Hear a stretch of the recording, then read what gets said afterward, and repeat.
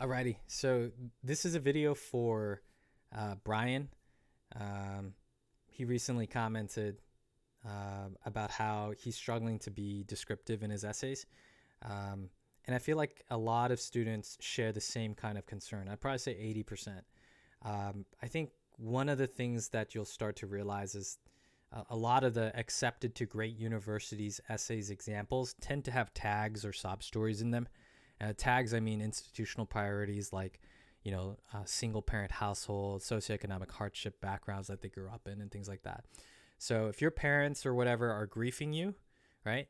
They have good jobs, they drive Mercedes, live in a nice upper society community, um, have master's degree, even PhDs, then your chances are pretty much nil. Now, you're gonna have to find another way. You can't rely on a sob story. You can't rely on like dramatics to get you in, or to build a strong, compelling personal narrative for yourself. So what do?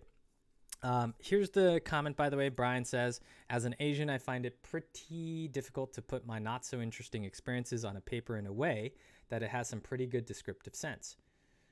I only have 3 weeks at most to finally submit my essay. What should I do, Mr. J? Anyways, thanks for the video. So I got you, fam. Here it is. I'm going to link below in the descriptions my personal statement ingredients brainstorming worksheet. I treat essay writing like cooking. If you're not treating it like cooking, I highly suggest you subscribe to kind of my approach, because I think the best essays come from preparation, gathering the right ingredients, pruning, like prepping the ingredients, then devising a recipe, and then from there doing the actual writing or / cooking in this analogy. So here are the ingredients that I think you should be trying to build more of. And as you build these ingredients, you're going to force yourself to start thinking of more descriptiveness. So the first one is key or formative personal life experiences. And I mentioned a couple: going fishing at Woodbridge Lake, getting my first car, going to the library, obsessing over Tom Clancy novels, Chad Powers, Taekwondo instructor, third Gateway Pentium computer so I got this in third grade. Sorry. In third grade, I got a Gateway Pentium computer, or my family did. It was like a family computer. Not everyone had their own laptops and smartphones back then, boys. And so the Gateway in third grade in the living room, smack dab in the middle, that was a huge shift in my life. That was like when technology entered my life.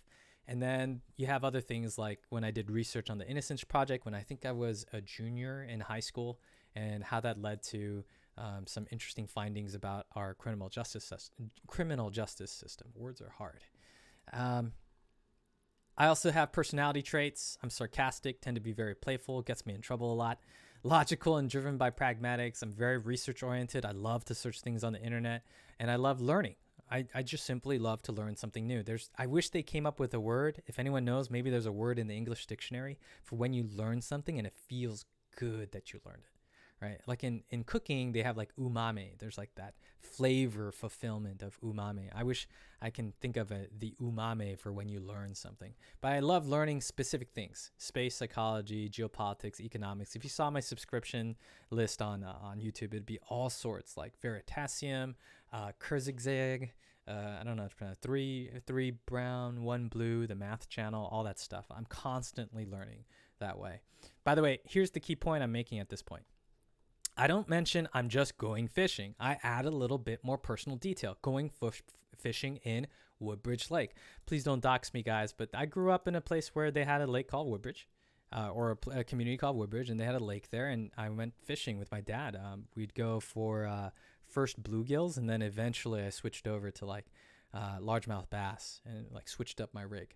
But anyways, the detail. Instead of saying going fishing, I'm going fishing in Woodbridge Lake. Instead of saying love to learn, I said love to learn YouTube documentaries. Not only saying that, even went even more specific with space, psychology, geopolitics, and economics. So when you're saying you're lacking descriptiveness, where is that coming from? Is it coming from the lack of the ingredients that you've tried to figure out for yourself that you can add to your essay? Or is it coming from just going one level deeper in detailness? Which one is it? Either way, continuing on, roles you think you play in your friends or family or community. I'm the disciplinarian, geek squad. I'm a cellist, musician. I'm the rallier. I love bringing people together to fight for a common goal, like let's go Warriors, let's go Lakers, and nurse. Love to be a person who nurses people to health. It feels good to do that. And being a good older brother. These are just examples that I thought of. I'm not actually an older brother. Insights, beliefs, values, learn for yourself, belief in second chances, integrity, ultimately driven to do what I think is right. I'm excited for technology. Some people are like meh or whatever, or just use technology. I'm genuinely excited. I consider myself an early adopter of some of the technologies that I want to see become, more mass adopted. The importance of both giving and earning respect in my life. I thought of that. Respect and love for nature. I think I pulled that from going fishing. And so there's another point. As you list out your ingredients and your descriptiveness, you start to see how you can then connect the ingredients together. Like, where do you think I got my respect and love for nature from? It's probably from going fishing and loving that when I was young, right? And as a result, it's a big part of habit of what I love to do in my life. And then you have your strengths, sense of humor, easy to teach and coach, and your weaknesses. Please don't write this. Okay, I tend to be a perfectionist is one of the most cliche weaknesses that you could talk about. If you say that in your essays or in your interviews, I'm just going to roll my eyes. So don't write that. That's actually a bad example. Let's say my honest weakness is I tend to overlook details and focus too much on the bigger pictures. And that ultimately becomes your downfall because the details then is what leads to a clarity of the bigger picture. What else is a genuine weakness I have? I tend to be impatient with people who don't put in the effort that I put in. And that's something you have to work on, right? That's something you have to start figuring out how you can not be too, frictional about. But yeah, you want to spend the time to gather as many ingredients as you can. And then once you gather your ingredients, you'll then start to see how you can connect the ingredients together or ask yourself, hey, instead of fishing, can I go one more level deeper in descriptiveness to reveal a little bit more about the contours of my life?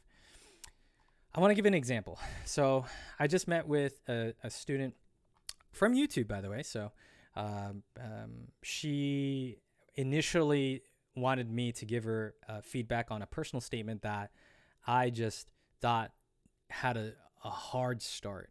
And the reason why is because it immediately began with what I consider to be like the language barrier essay for Asians. So it's like, coming to the United States as an immigrant, struggling with English, struggling with your American and Asian identity.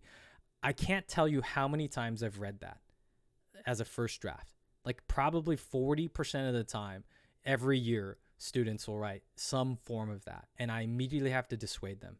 And so I told her this. I literally told her, hey, go do this. Go find me or write out, email me back with all these ingredients that you have. And these are hers. So she had some amazing ingredients that made me immediately interested and wanted to know more about her. She had having a disabled dad. She had then following him and seeing like the different attention that he got at the adult education center. And then also witnessing and having a casual conversation with a prison inmate while receiving medical treatment. Like these are super unique situations where I immediately, I would be drawn to them. I'd want to see if I can maybe consider a life realization or experience from that. Perhaps when you were talking with prison inmates, that's when you started to believe in second chances. This is mine right here, right? So when you start to list them out, you start to see which ones start to connect, and you'll also be able to give someone like me, someone who wants to help you with their essays or coach you on your essays, a better sense of what other options you can work with. So the ingredients listing out first, tremendously helpful. She had some other personality traits, and guys, personality traits, the trick here is not to just do one.